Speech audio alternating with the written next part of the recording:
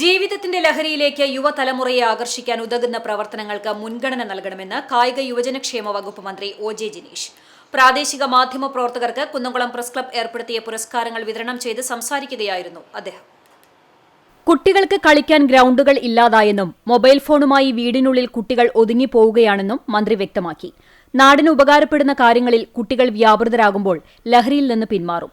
ലഹരിമുക്ത സമൂഹത്തിനായി എല്ലാവരും ഒറ്റക്കെട്ടായി മുന്നോട്ടിറങ്ങണം. ലഹരി പിടിമുറുക്കുമ്പോൾ നശിക്കുന്നത് ഒരു വ്യക്തി മാത്രമല്ല, സമൂഹത്തിനാകെയും അത് ബാധിക്കുമെന്നും മന്ത്രി കൂട്ടിച്ചേർത്തു. ഫെസ്റ്റിവൽസ് ഓഫ് ലൈഫ് എന്ന് പറയുന്നത് പിന്നെ ഈ പറയപ്പെടുന്ന ലഹരി പദാർത്ഥങ്ങൾ ശരീരത്തിനകത്തേക്ക് കടത്തി വെക്കുമ്പോൾ കിട്ടുന്ന ഒരു ഉന്മേഷമോ അല്ലെങ്കിൽ കിട്ടുന്നെന്ന് പറയപ്പെടുന്ന കിക്കോ അല്ല.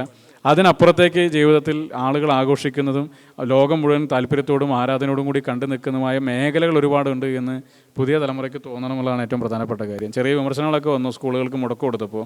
അങ്ങനെ ഒരു മുടക്ക് കൊടുക്കേണ്ട കാര്യമുണ്ടോ?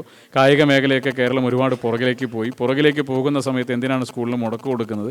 പുറകിലേക്ക് പോയി എന്നുള്ളത് കൊണ്ട് തന്നെയാണ് മികച്ച കളിക്കാർ ഏറ്റുമുട്ടുന്ന വേൾഡ് കപ്പ് ഫൈനലിൽ കാണാനുള്ള അവസരം കൊടുക്കും. നമുക്ക് ഈ ആൻറ്റി ഡ്രഗ്സ് ക്യാമ്പയിന് പകരം അവരെയൊക്കെ പ്രചോദിപ്പിക്കാൻ കഴിയുന്ന മറ്റ് വിവിധ ക്യാമ്പയിനുകളിലേക്ക് കടക്കുകയായിരിക്കും ഒരു പക്ഷേ എഫക്റ്റീവായി മാറാൻ വേണ്ടി സാധിക്കുന്ന ഒന്നെന്ന് പറയുന്നത്. അത് സ്പോർട്സിൻ്റെ മേഖലയിലേക്ക് അവരെ വഴിതിരിച്ചു കൊണ്ടുവരാം, ആർട്സിൻ്റെ മേഖലയിലേക്ക് അവരെ കൊണ്ടുവരാം, മറ്റേതെങ്കിലും ജീവിതത്തിൻ്റെ മറ്റെല്ലാ ആഘോഷങ്ങളിലേക്കും അവരെ കൈപിടിച്ച് കൊണ്ടുവരുന്ന രീതിയിലേക്കുള്ള പ്രവർത്തനങ്ങളൊക്കെ ആയിട്ട് മാറ്റാൻ വേണ്ടി കഴിഞ്ഞാൽ കുറെ കൂടിയൊക്കെ ഒരു വലിയ മാറ്റം ഉണ്ടാകും. കുന്നംകുളം വ്യാപാര ഭവനിൽ നടന്ന 21ാമത് മാധ്യമ പുരസ്കാര സമർപ്പണ ചടങ്ങിൽ പ്രസിഡന്റ് ജിജോ തരകൻ അധ്യക്ഷനായി. കവിയും ഗാനരചയിതാവുമായ റഫീഖ് അഹമ്മദ് മുഖ്യപ്രഭാഷണം നടത്തി. പ്രസ് ക്ലബ്ബ് സംസ്ഥാന എക്സൈസ് വകുപ്പുമായി സഹകരിച്ച് നടപ്പിലാക്കുന്ന ലഹരിവിരുദ്ധ ക്യാമ്പയിന്റെ ഉദ്ഘാടനം Thrissur excise deputy commissioner C K. Sajikumar നിർവഹിച്ചു. കുന്നംകുളം നഗരസഭാ chairperson Soumya Anilan press club അംഗങ്ങൾക്കുള്ള ID കാർഡ് വിതരണം ചെയ്തു.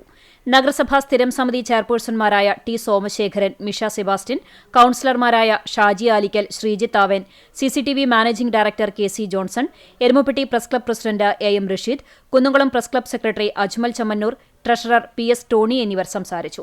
Excise preventive officer K. Latheef വിദ്യാർത്ഥികൾക്ക് ലഹരിവിരുദ്ധ ബോധവൽക്കരണ ക്ലാസിന് നേതൃത്വം നൽകി. മേഖലയിലെ വിദ്യാഭ്യാസ സ്ഥാപനങ്ങളിൽ നിന്നുള്ള വിദ്യാർത്ഥികൾ, അധ്യാപകർ, PTA ഭാരവാഹികൾ തുടങ്ങിയവർ ബോധവൽക്കരണ ക്ലാസിൽ സംബന്ധിച്ചു. അച്ചടി മാധ്യമ വിഭാഗത്തിൽ തൃശൂർ മാതൃഭൂമി ലേഖിക അഷേക സുധരാജ്, ദൃശ്യമാധ്യമ വിഭാഗത്തിൽ കണ്ണൂർ ഇരിട്ടി ഹൈവിഷൻ ചാനൽ റിപ്പോർട്ടർ ഉന്മേഷ് പായം എന്നിവർ 11,001 രൂപയും ഫലകവുമടങ്ങുന്ന മാധ്യമ പുരസ്കാരം മന്ത്രിയിൽ നിന്ന് ഏറ്റുവാങ്ങി. തൃശൂർ ജില്ലയിലെ ഗോത്രവിഭാഗങ്ങൾക്കിടയിലെ സ്ത്രീകളുടെയും പെൺകുട്ടികളുടെയും ജീവിത സാഹചര്യങ്ങളെക്കുറിച്ച് സവിസ്തരം വിവരിക്കുന്ന വിണ്ടുനീറുന്ന ജീവിതങ്ങൾ എന്ന തുടർ വാർത്താ പരമ്പരയാണ് അഷേകയെ പുരസ്കാരത്തിന് അർഹയാക്കിയത്. അന്ധദമ്പതികളുടെ അതിജീവനത്തിന്റെ കഥ പറയുന്ന കാഴ്ചയില്ലെങ്കിലും കരുത്തുള്ള ജീവിതം എന്ന ന്യൂസ് സ്റ്റോറിക്കാണ് ഉന്മേഷിനുള്ള അംഗീകാരം. ദേശീയ സ്കൂൾ കായികമേളയിൽ 17 വയസ്സിന് താഴെയുള്ള ആൺകുട്ടികളുടെ കളരിപ്പയറ്റിൽ കേരളത്തിനുവേണ്ടി സ്വർണം നേടിയ പ്രസ് ക്ലബ്ബ് കുടുംബാംഗം കൂടിയായ വേദനാഥ് കൂനത്തിനും ലഹരിവിരുദ്ധ ക്ലാസ് നയിച്ച എക്സൈസ് പ്രിവന്റീവ് ഓഫീസർ K. ലത്തീഫിനും മന്ത്രി ഉപഹാരം സമ്മാനിച്ചു. Press club vice president Jayaprakash Elavanthra, joint secretary Akhil Ramapuram, നിർവാഹക സമിതി അംഗങ്ങളായ ജോസ് മാളിയക്കൽ, സുധീഷ് മേക്കാട്ടിൽ തുടങ്ങിയവർ നേതൃത്വം നൽകി.